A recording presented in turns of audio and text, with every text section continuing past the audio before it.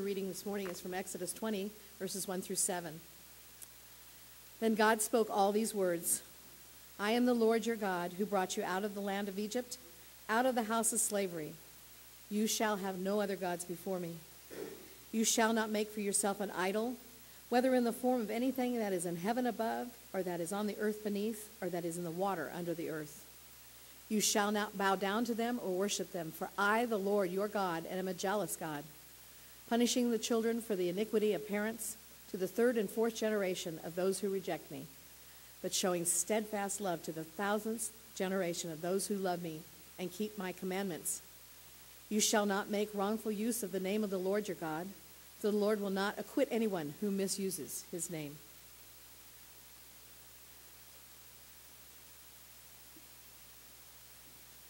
Going all the way through to 17. I'm so sorry. You're okay. What do you mean? I wondered why it stopped. And let's go down to 17. Down to 17. All right. Remember the Sabbath day and keep it holy.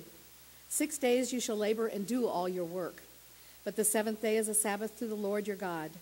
You shall not do any work, you, your son or your daughter, your male or female slave, your livestock, or the alien resident in your towns. For in 6 days the Lord made heaven and earth, the sea, and all that is in them, but rested the seventh day. Therefore the Lord blessed the Sabbath day and consecrated it. Honor your father and your mother, so that your days may be long in the land that the Lord your God is giving you. You shall not murder. You shall not commit adultery. You shall not steal. You shall not bear false witness against your neighbor. You shall not covet your neighbor's house. You shall not covet your neighbor's wife, or male or female slave, or ox or donkey, or anything that belongs to your neighbor. Our second reading is from the Gospel of John, chapter 2, verses 13 to 22. Listen for the word of the Lord to you. The Passover of the Jews was near, and Jesus went up to Jerusalem. In the temple he found people selling cattle, sheep, and doves, and the money changers seated at their tables. Making a whip of cords, he drove all of them out of the temple, both the sheep and the cattle.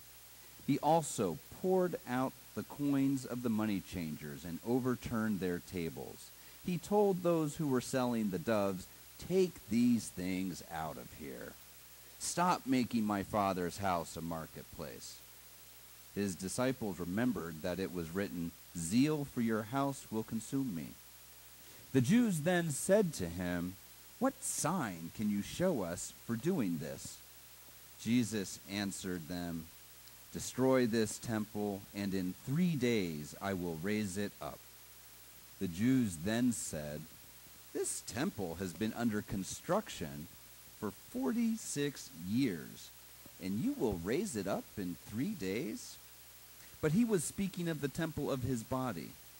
After he was raised from the dead, his disciples remembered that he had said this, and they believed the Scripture and the words that Jesus had spoken.